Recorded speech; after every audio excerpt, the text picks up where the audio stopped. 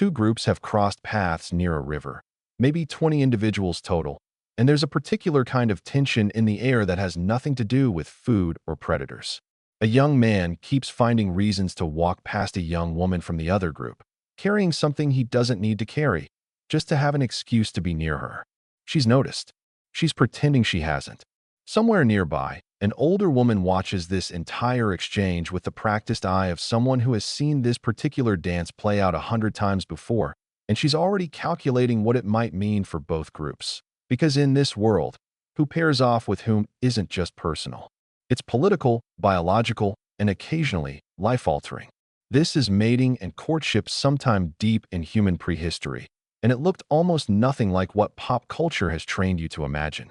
No caveman dragging a woman by the hair. No simple, brutish grunting and pointing.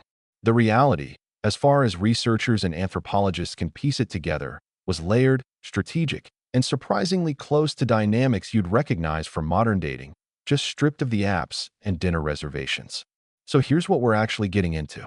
How did early humans choose partners, signal interest, and successfully reproduce in a world without language as we know it, without privacy, often without any guarantee of long-term safety?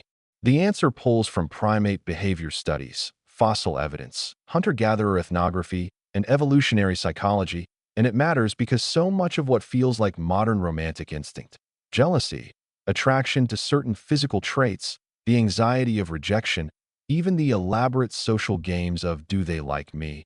has roots that go back further than most people assume. Stick around, because some of this might reframe how you think about your own dating life. Let's start with the most basic question. How do you even signal interest without spoken language to lean on? This is where physical display and proximity behavior come in, and it's something we can study fairly directly because it still exists in our closest living relatives. Primatologists studying chimpanzees and bonobos have documented extensive nonverbal courtship behavior, prolonged eye contact, grooming, deliberate physical closeness, playful mock aggression that signals comfort rather than threat. Franz de Waal's research on bonobos specifically highlighted how much of their social and reproductive bonding happens through touch and proximity rather than vocalization. Early hominins, sharing a common ancestor with these species, almost certainly relied on a similarly rich nonverbal vocabulary long before complex spoken language existed. Picture what that actually looks like day to day. A young man finding excuses to sit closer during a meal. A woman lingering a beat longer than necessary during a shared task, like cracking nuts or processing a hide. Grooming. Picking through someone's hair, ostensibly for parasites, but really functioning as an intimate, trust-building ritual that triggers oxytocin release, the same bonding hormone involved in modern human touch and affection. None of this required a single word. The body was doing the talking, the same way it still does today when someone accidentally brushes your hand or finds a reason to stand just a little too close. This is the first big insight worth holding on to. A huge amount of human flirtation today, even with full language available, still defaults to this ancient nonverbal channel. The lingering glance, the laugh that's slightly too long, the touch on the arm that didn't need to happen, none of that is new behavior. It's old software running underneath modern conversation, doing exactly the job it's always done. Now let's get into something messier and more consequential. Who actually got chosen and why?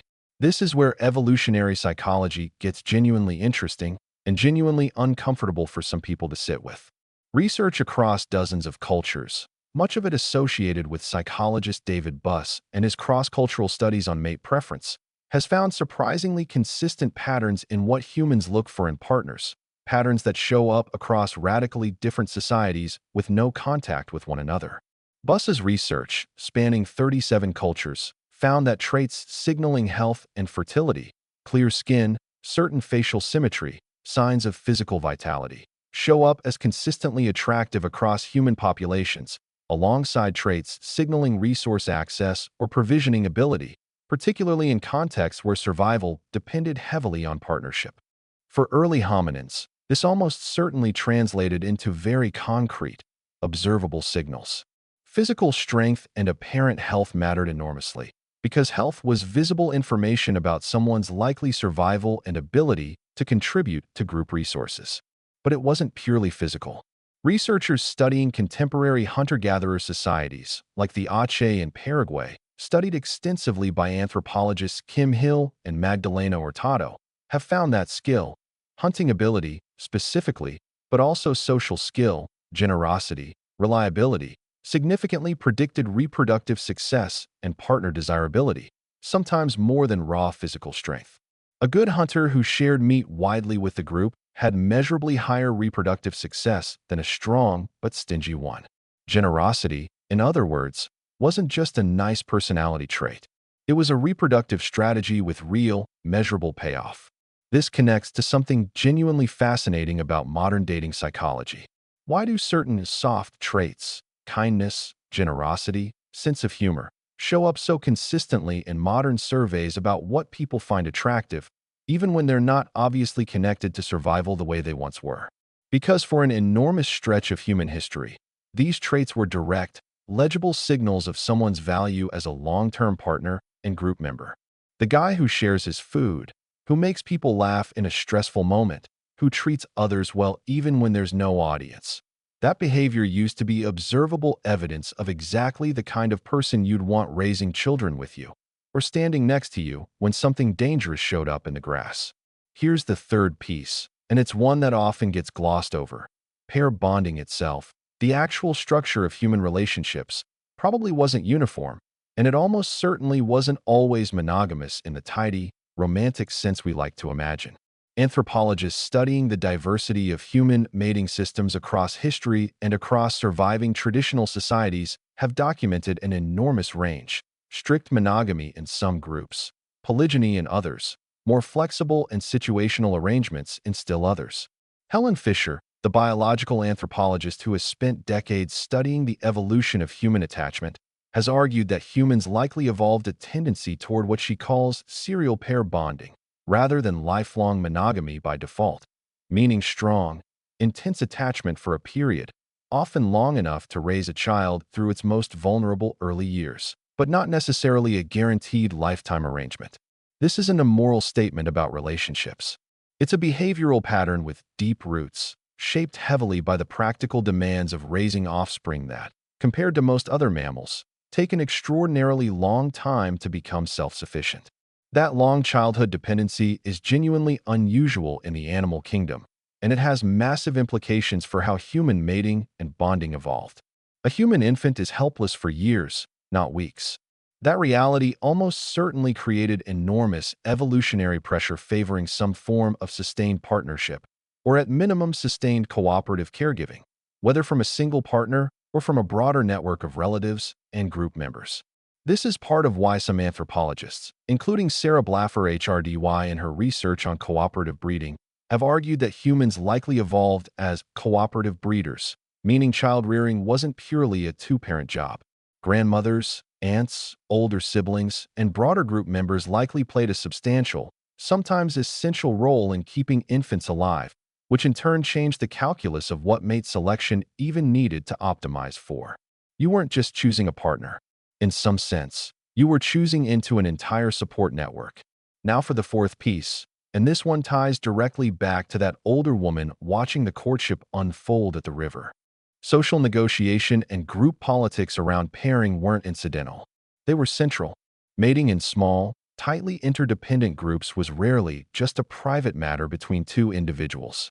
Ethnographic studies of small-scale societies consistently find that family members, elders, and broader social networks had real influence, sometimes decisive influence, over who paired with whom. This makes sense once you consider the stakes involved. A new pairing could mean shifting alliances between groups, could mean a valuable hunter or gatherer joining or leaving a particular band, could mean new access to territory or resources through extended kinship ties. Romantic choice and political calculation were tangled together in ways that are honestly not all that different from how marriage functioned in many human societies right up through relatively recent history, where love was, at best, a secondary consideration to alliance and resource strategy. This is genuinely worth sitting with, because it pushes back against the very modern, very individualistic idea that romantic choice has always been primarily a private, personal matter between two people following their hearts. For most of human history, that framing would have seemed strange, maybe even a little reckless. Pairing off affected everyone around you, and everyone around you knew it and acted accordingly. Now, it would be tempting to wrap this all up into a clean evolutionary story. Attraction signals health, generosity signals partner value. Pair bonding solved the childcare problem, group politics managed the rest. Tidy, logical, almost mechanical. But that picture risks flattening something messier and more human than a clean evolutionary narrative usually allows for. Because here's the complicating truth. Humans, even deep in prehistory, were almost certainly capable of something that doesn't reduce neatly to reproductive strategy, genuine, idiosyncratic preference. Not every pairing can be explained purely through fitness signaling. Anthropological and primate research increasingly suggests that individual personality, specific compatibility, even something resembling personal chemistry, played a real role alongside the broader evolutionary pressures. Chimpanzees, studied extensively by researchers like Jane Goodall, show clear individual preferences that don't map cleanly onto simple dominance or resource access. Some pairings just seem to click, for reasons that resist tidy categorization. There's no strong reason to assume early humans were fundamentally different. It's also worth being honest about the limits of what we can actually know here. We're reconstructing courtship and mating behavior using fossil evidence, comparative primate studies, and ethnographic analogy drawn from surviving traditional societies, which is genuinely valuable but imperfect evidence. We don't have video footage of a hominin flirtation from 2 million years ago. What we have is careful, educated inference, stitched together from multiple disciplines, and like any reconstruction, it's subject to revision as new evidence emerges. The picture is compelling, but it's not a transcript. So let's return to that riverbank. The young man finding excuses to walk past, the young woman pretending not to notice, the older woman quietly tracking the entire exchange. What you're actually watching in that moment is an enormously sophisticated, multi-layered system at work. Nonverbal signaling refined over millions of years, attraction cues tied to deep evolutionary logic around health and partnership value.